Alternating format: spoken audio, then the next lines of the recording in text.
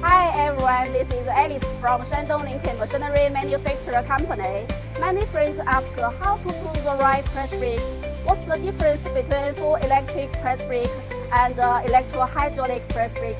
Okay, let's follow the camera. This way, please. This one is 50 tons, 2 meters CNC press brake. It's driven by electric, and the servo motor drives high-speed screw to move up and down the slider.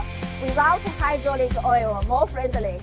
It greatly improve the speed and accuracy by 20 to 50%. It's more suitable for bending thin plates and small workpiece. Electro-hydraulic press brake is driven by hydraulic system, which can provide more power.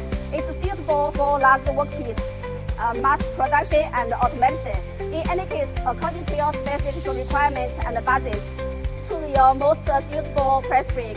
Okay, bye.